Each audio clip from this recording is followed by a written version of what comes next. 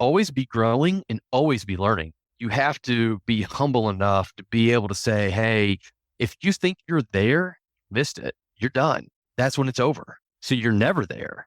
And I think a lot of that was just keeping a hold of this childhood curiosity. If you're around kids, if you have kids, kids are awesome because they always have this curiosity, and sometimes it's some things where they might hurt themselves. But a lot of it is really them exploring their world, exploring their surroundings. And so I never gave up on, leadership.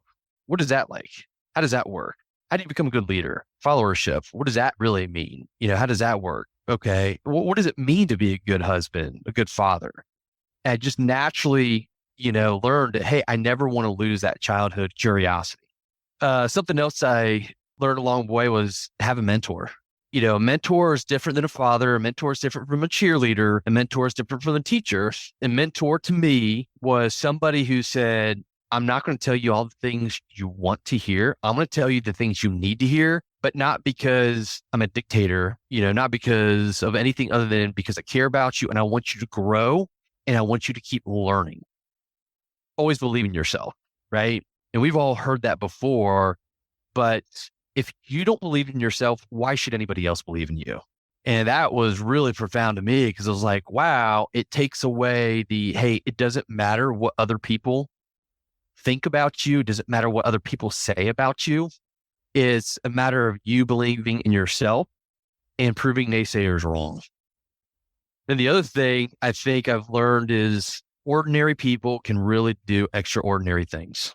I really do believe that. And people tend to put people on a pedestal, and I don't like that because at the end of the day, we're all ordinary people, but some people choose to do ordinary things.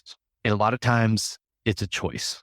And how far you take that is up to you. And so I don't believe that people were born with a better ability than others. I mean, I think people are born with talent. Talent can get you in front and give you a head start, but it's not what crosses the finish line. One of the things I think I've recognized is to be a good leader, you got to be a good follower. I'm very decisive. I'm very take charge. Let's do this. Let's stay focused.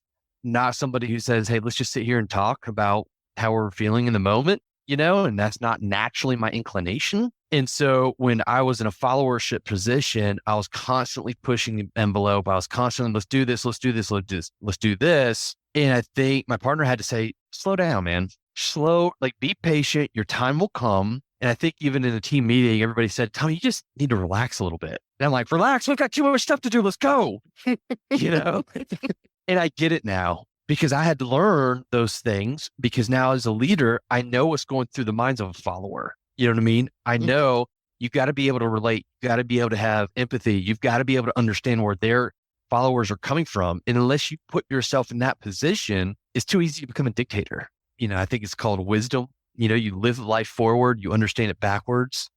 And now I know what my business partner was basically telling me is like, you got to slow down. You got to be comfortable being a follower because when you switch over, and you will at some point to being a leader, you better remember how that is because if you don't, there is a chance that you might become this dictator because you're not relating to your people enough. That was something I had to learn the hard way,